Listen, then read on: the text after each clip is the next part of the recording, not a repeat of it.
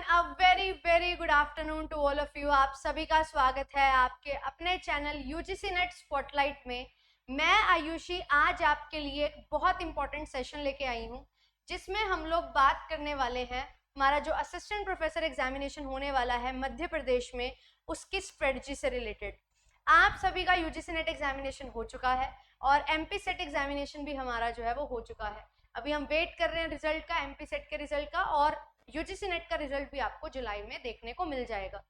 हमारा जो पेपर है वो 2 अगस्त को होने वाला है और एमपीपीएससी के लिए 26 जून तक का समय जो है वो दिया गया है फॉर्म फिलिंग के लिए। तो अगर आपने फॉर्म फिल नहीं किया है और आप एमपी सेट या यूजीसी नेट क्वालिफाइड हैं तो आप फॉर्म फिल कर सकते हैं।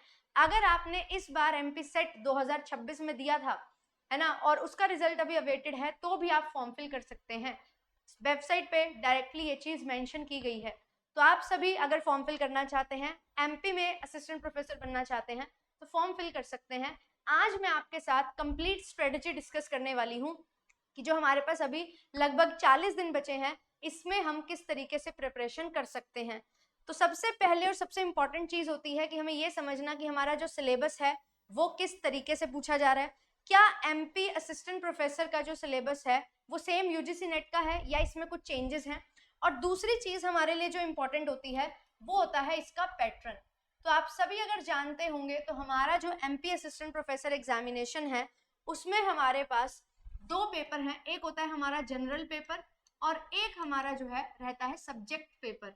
तो 2 पेपर आपको कवर करने हैं और जनरल पेपर में आपका एमपी से रिलेटेड जीके जो है वो पूछा जाता है, कंप्यूटर आपसे पूछा जाता है, कंप्यूटर का नॉलेज आपको होनी चाहिए, एमपी की जीके आपसे पूछी जाती है, नेशनल एंड इंटरनेशनल लेवल पे जो भी करंट अफेयर्स चल रहे हैं वो आपसे पूछ लिए जाते हैं। ये सारी चीजें आपकी जनरल पेपर में रहती हैं। 50 क्वेश्चन आपको देखने को मिलेंगे, हर क्वेश्चन 4 नंबर का होगा, 200 मार्क्स का ये आपका पेपर रहेगा। एंड साथ ही साथ 1/4 नेगेटिव मार्किंग भी आपको देखने को मिलेगी। सेम ऐसे ही हमारा जो सब्जेक्ट का पेपर है उसमें जैसे आपका कॉमर्स का पेपर है, तो बिल्कुल कॉमर्स के लिए जो है आपके 150 क्वेश्चंस होंगे, हर क्वेश्चन जो है वो 4 नंबर का होगा। तो यहाँ पे 600 नंबर का हमारा जो है पेपर 2 अपना होगा सब्जेक्ट स्पेसिफिक, और यहाँ पे भी 1/4 नेगेटिव मार्किंग आपको पेपर में देखने को मिलेगी। अब यहाँ पे मेरे पास इतना जो नंबर ऑफ क्वेश्चन है वो हमें दिया हुआ है और टाइम जो है वो भी आपके पास काफी अच्छा टाइम यहाँ पे रहता है। 1 घंटा पेपर 1 के लिए और 3 घंटे आपके पेपर 2 के लिए रहते हैं और आपको इतने समय में अपना पेपर जो है वो कंप्लीट करना होता है। अब बात आती है कि हमारा जो सिलेबस है वो कैसा है। अगर मैं बात करूं कि यूजीसी नेट से मिलता हुआ सिलेबस है तो यस 90% तक सेम है, बट कुछ चीजें एमपी असिस्टेंट प्रोफेसर एग्जामिनेशन में पेपर 2 में अलग है। वो क्या है? अगर आप बात करेंगे फर्स्ट यूनिट की, तो unit 1 business environment and international business की जगह ओनली यूनिट 1 बिजनेस एनवायरनमेंट है, जिसमें आपका मीनिंग एलिमेंट कॉन्सेप्ट है, जो पेस्टल एनालिसिस, स्वॉट एनालिसिस, ये सारी चीजें आती है। इकोनॉमिक प्लानिंग में मेजर फोकस इंडिया और एमपी स्टेट पे किया है। आपके जो बिजनेस एनवायरनमेंट की अलग अलग पॉलिसीज होती है, कंज्यूमर प्रोटेक्शन एक्ट है वो आपको करना है, business condition, liberalisation, privatisation, globalisation, LPG policy, economic policy, monopoly और एमआरटीपी एक्ट है। अब इसको रिपील कर चुके हैं हमारे जो एक्ट, कॉम्पिटिशन एक्ट, वो भी आपके लिए इंपॉर्टेंट हो जाते हैं। इंडस्ट्रियल पॉलिसी और नीति आयोग जो है ये भी हमारा एक नया टॉपिक यहाँ पे बनता है।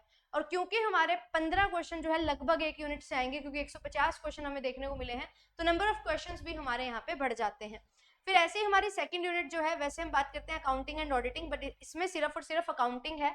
एंड अकाउंटिंग में भी हमारे पास जो है बहुत सारी चीजें जो हम यूजुअली नेट में पढ़ते हैं वही सारी चीजें आपको यहाँ पे दे रखी हैं। Partnership accounting, corporate accounting, cost accounting, managerial accounting, ये सारी चीजें जो है आपके सामने आएंगी। और यूज क्या है कंप्यूटर का, टैली वगैरह, यहाँ से भी आपके क्वेश्चंस है जो बनते हैं, और बेसिक्स ऑफ अकाउंटिंग से भी। देन इसके बाद बिजनेस इकोनॉमिक्स हमारी यूनिट है, तो यहाँ पे बिजनेस इकोनॉमिक्स में आपका जो मैक्रो इकोनॉमिक का कंपोनेंट है, जैसे कि नेशनल इनकम, ये आपसे पूछा जाता है। ठीक है, तो ये आपके लिए नया टॉपिक यहाँ पे बन जाता है। देन इसके बाद यूनिट नंबर 4 की बात करें तो यूनिट 4 हमारी फाइनेंस ना होके यहाँ पे business statistics and data processing है। तो डेटा कलेक्शन एंड एनालिसिस, ये सारी चीजें, सैंपल वगैरह है, टेस्टिंग वगैरह है, डेटा प्रोसेसिंग है, कैसे कैसे कंप्यूटर एप्लीकेशन होती है फंक्शनल एरियाज में, ये आपसे पूछा जाता है। तो बहुत ज्यादा हमारा स्टैट्स का पोर्शन नहीं है। हाँ, स्टैट्स के पोर्शन से ज्यादा हमारा रिसर्च का पोर्शन काफी रहता है और कुछ बेसिक चीजें जो हैं वो यहाँ पे ज्यादा आपसे पूछी जाती हैं। Correlation, regression, probability, mean, mode, median, ये सारी चीजें आपकी रहेंगी जो आपको पढ़नी है। फिर इसके बाद जो बिजनेस मैनेजमेंट और बिजनेस लॉज है, ये हमारी यूनिट आती है यूनिट 5। इसमें आपके कुछ एक्ट्स हैं, जैसे कॉन्ट्रैक्ट एक्ट है, नेगोशिएबल इंस्ट्रूमेंट एक्ट है, कंपनी एक्ट है, कंपटीशन एक्ट है, कॉर्पोरेट सोशल रिस्पॉन्सिबिलिटी, ये सारी चीजें आपसे पूछी जाती हैं। एंड हमारा जो मोटिवेशन लीडरशिप थ्योरीज है वो है, मैनेजमेंट का कॉन्सेप्ट है, ऑर्गेनाइजेशन स्ट्रक्चर है, planning and organisation, formal informal organisation, ये सारी चीजें आपसे पूछी जाती हैं। तो एचआरएम की जगह बिजनेस मैनेजमेंट पोर्शन ज्यादा है। फिर इसके बाद आगे मार्केटिंग मैनेजमेंट है हमारी 6th यूनिट। यहाँ पे marketing evolution and all, marketing planning, 4 P's, market research, logistic management, consumer behaviour, हर चीज यहाँ पे कवर है। फिर यूनिट नंबर 7 हमारी financial management and financial institutions है। इसी में फाइनेंशियल मैनेजमेंट में हमारा जो फाइनेंस का यूनिट है यूनिट 4 यूजीसी नेट में, वो आता है capital structure, then dividend policy, capital market, regulation authorities हैं हमारी जो फाइनेंशियल इंस्टीट्यूशंस में हम पढ़ते हैं, बैंकिंग है, स्पेशल फाइनेंशियल इंस्टीट्यूशंस हैं, ये सारी चीजें आती हैं। ह्यूमन रिसोर्स मैनेजमेंट अलग से एक यूनिट यहाँ पे दी हुई है, देन इंटरनेशनल बिजनेस भी एक अलग से यूनिट हमें दी हुई है, और लास्ट यूनिट हमारी जो है वो टैक्सेशन है और टैक्स प्लानिंग यहाँ पे है। अब यहाँ पे जो आपका सिलेबस होगा टैक्सेशन का, क्या वो इनकम टैक्स एक्ट 2025 होने वाला है? तो नहीं, आपका ये सिलेबस जो है हमारा इनकम टैक्स एक्ट 1961 ही रहेगा। बट यस, आपको जो अमेंडेड पोर्शन है 2025 फाइनेंस एक्ट जो है वो अच्छे से कवर करना है, जो कि मैंने करवाया भी है। यूजीसी नेट के लिए भी हमारा वही एप्लीकेबल था और अभी एमपीपीएससी के लिए भी वही फाइनेंशियल ईयर हमारा एप्लीकेबल है 25-26। तो ये सारी चीजें आपके सामने यहाँ पे रहती हैं। ठीक है, तो 2 यूनिट को जोड़ दिया है, 1 यूनिट को 2 पार्ट्स में डिवाइड कर दिया, इस तरीके से हमारा सिलेबस यहाँ पे बना है। अब बात आती है कैसे हमारी स्ट्रेटजी होनी चाहिए, किस तरीके से हमें चीजों को बैलेंस करके चलना पड़ेगा। देखो, सिलेबस बहुत सारा है बट हमारे पास 40 दिन है, तो ये जो 40 डेज है इसमें आपको क्या समझने की जरूरत है। आपको आपका जो जर्नल पेपर है इसकी तो तैयारी करनी ही है। एमपी की जीके बहुत इंपॉर्टेंट है, क्योंकि अगर आपने मिनिमम मार्क्स नहीं यहाँ पे सिक्योर किए तो आपका पेपर 2 भी चेक नहीं होगा। तो मिनिमम मार्क्स आपको सिक्योर करने हैं जर्नल पेपर में, तो रेगुलर बेसिस पे रिवीजन यहाँ पे आपकी रिक्वायर्ड रहेगी। यहाँ पे आईसीटी का पोर्शन है, काफी अच्छा पोर्शन आपका रहेगा। देन इसके बाद जो हमारे करंट अफेयर्स हैं, कुछ इंपॉर्टेंट करंट अफेयर्स जो आपके स्टेट से रिलेटेड हैं, जो इंटरनेशनल नेशनल लेवल पे हैं, वो आपने करने हैं। एमपी की जीके जो है इसमें आपकी हिस्ट्री आ जाएगी, इसमें जो है इकोनॉमी आ जाएगी, एमपी की ज्योग्राफी आ जाएगी, है ना, आर्ट वगैरह से रिलेटेड जो है सारी चीजें आ जाएंगी, लैंग्वेजेस आ जाएंगी।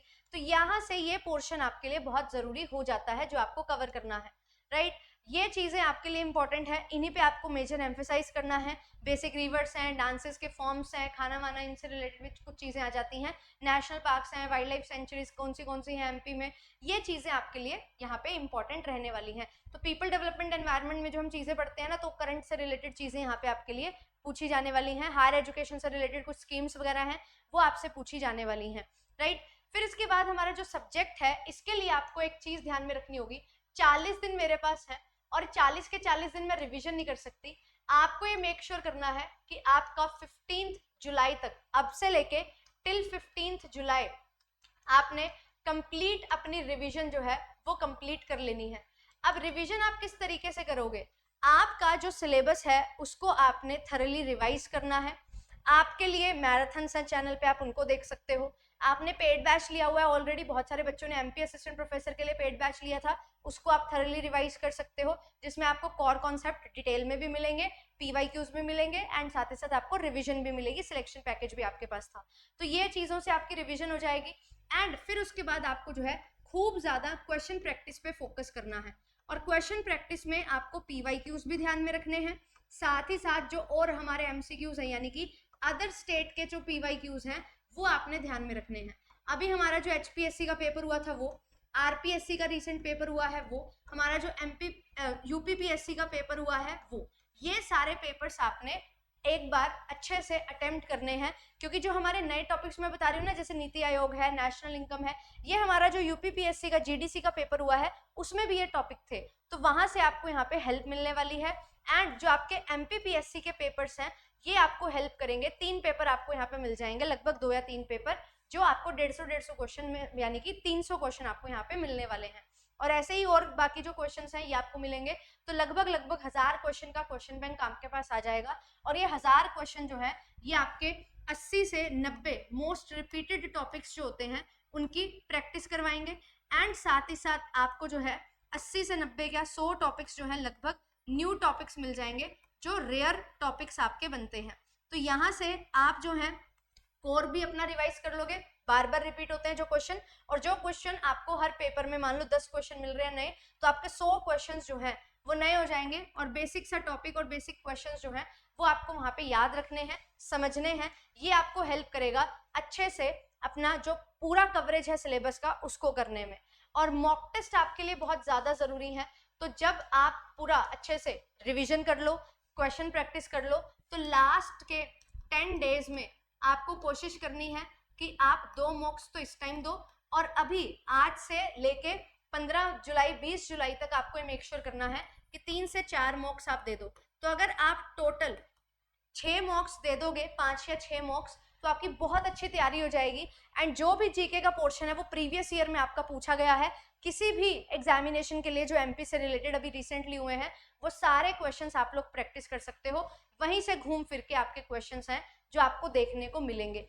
तो आपको डिवाइड करना है कि कब क्या करना है। पहले 15 दिन जो है, 15-20 दिन आपको रिविजन करनी है, फिर अगले 10 दिन जो है आपको क्वेश्चन प्रैक्टिस करने हैं खूब, फिर नेक्स्ट 10 डेज जो आपके होंगे उनमें आपने मॉक टेस्ट पे ज्यादा फोकस करना है, जो मॉक टेस्ट में चीजें गलत हो रही है उनको रिवाइज करना है, और उससे पहले कंप्लीट थ्योरी रिवीजन, कंप्लीट जो है न्यूमेरिकल क्वेश्चन भी, थ्योरी क्वेश्चन भी अच्छे से समझने हैं, और पीवाईक्यूज को अच्छे से करना है। अगर आप ये पूरी स्ट्रेटजी अपनी बना लेते हो तो डेफिनेटली आप जो है अपना पेपर क्लियर कर लोगे, एंड इंटरव्यू कॉल भी आपके आ जाएगी। बहुत सारे बच्चे यूजीसी नेट की तैयारी करते करते प्रिपेयर करते हैं, कुछ 4-5 टॉपिक जो नए हैं उनको प्रिपेयर करते हैं, एंड डेफिनेटली उनको जो है हेल्प यहाँ पे मिलती है। थोड़ा सा जो है जीके पे फोकस करिए, जो इंपॉर्टेंट बुक्स हैं अगर आपके पास हैं, आपने अंडरलाइन किया हुआ, एक बार पढ़ा हुआ, उनको रिवाइज करो। अदरवाइज ऑनलाइन मटेरियल जो है, जो प्रीवियस ईयर क्वेश्चन पे बेस्ड आपकी सारी चीजें हैं, उनको भी आप अगर रिवाइज कर लोगे तो आपको बहुत हेल्प मिलने वाली है। तो जीके पे फोकस करो, एंड साथ ही साथ अपने सब्जेक्ट पे डेली 3 से 4 घंटे जीके पे दो, 3 से 4 घंटे अपनी रिवीजन पे दो। डेली अगर आप 7-7, 8-8 घंटे पढ़ोगे कम से कम, तो आपका बहुत स्मूथली ये पेपर जो है वो होने वाला है। और क्वेश्चन जो है वो घुमा के पूछे जाते हैं, तो आप जितना ज्यादा क्वेश्चन प्रैक्टिस करोगे उतना आपकी हेल्प होगी। ये तो आपको करना ही है, बट अगर आप यूजीसी नेट के भी क्वेश्चन करना चाहते हो, या आप सेट एग्जाम्स के क्वेश्चन करना चाहते हो, वो भी आप कर सकते हो। जितने ज्यादा क्वेश्चन प्रैक्टिस करेंगे आप, उतना आपके लिए हेल्प होगी। एंड ये क्वेश्चंस को अच्छे से एनालाइज करके इन क्वेश्चंस को जो है आप लोग रिवीजन बेसिस पे कर सकते हो। यानी कि 2 घंटे में आपने जो है 100 क्वेश्चन प्रैक्टिस कर लिए, 3 घंटे में आपने 150 क्वेश्चन प्रैक्टिस किए, तो रेगुलर बेसिस पे 100-100, 150-150 क्वेश्चन लगाओगे तो आपकी आदत बन जाएगी, और वो आपको बहुत ज्यादा हेल्प करेगी आपके सिलेक्शन में। ठीक है, तो ये स्ट्रेटजी को आपने फॉलो करना है। और चैनल पे आपके लिए खूब सारी वीडियोस हैं, मैं भी आपके लिए एमपी असिस्टेंट प्रोफेसर के लिए वीडियोस बनाती रहूंगी, एंड हम लोग जो है कंप्लीट रिवीजन भी करेंगे। तो आपको रिवीजन क्लासेस जो हैं वो भी मिलने वाली हैं एमपीएससी असिस्टेंट प्रोफेसर के लिए, तो आप अच्छे से अपनी तैयारी कर सकते हो। अभी एमपीपीएससी का पेपर भी है, एचपीपीएससी का पेपर भी है, तो हिमाचल प्रदेश एंड मध्य प्रदेश दोनों जगह पेपर होने वाले हैं। दोनों की भरपूर तैयारी आपको इसी चैनल पे करवाई जाएगी। चैनल को आप सभी जो है सब्सक्राइब कर लीजिए एंड ज्वाइन कर लीजिएगा। रेगुलर बेसिस पे आपके लिए क्लासेस जो है वो चल रही हैं। तो ये चैनल है, आप इस पर ज्वाइन कर सकते हो, सब्सक्राइब कर सकते हो। एंड अगर आप यूजीसी नेट की तैयारी करना चाहते हो और इस वीडियो को देख रहे हो, तो यूजीसी नेट के लिए भी आपके लिए जो है कोर्सेज हमारे स्टार्ट हो चुके हैं, आप लोग ज्वाइन कर सकते हैं बढ़िया तरीके से। 30 जून को मैं आपके लिए एक ओरिएंटेशन सेशन लेके आ रही हूँ, जो सबके लिए अवेलेबल होगा, आप लोग ज्वाइन कर पाएंगे। ठीक है, और साथ ही साथ आपके लिए पेपर वन एंड कॉमर्स की ये सारी ऑफरिंग्स के साथ आपको कोर्सेज प्रोवाइड किए जाते हैं। लाइव बैचेस आपके लिए होने वाले हैं। ओनली कॉमर्स के लिए ज्वाइन करना चाहते हो तो ओनली कॉमर्स के लिए भी आप ज्वाइन कर सकते हैं। ठीक है, so all the very best for your examination. MPPSC की अगर तैयारी कर रहे हो, कोई भी आपके डाउट्स हैं आप पूछ सकते हो, और मैं जिस तरीके से खुद प्रिपेयर करती हूँ चीज़ों के लिए वो मैंने आपको बताया। आप इन्हीं चीज़ों को फॉलो करोगे तो डेफिनेटली आप अपना सिलेक्शन जो है वो ज़रूर ले लोगे। More and more practice will help you this time.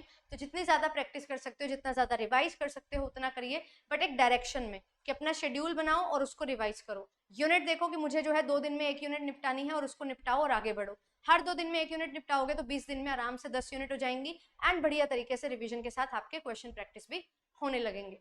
ठीक है, तो मिलते हैं आपसे नेक्स्ट सेशन में। Thank you so much, bye bye. Like and share जरूर कर दीजिएगा सेशन को।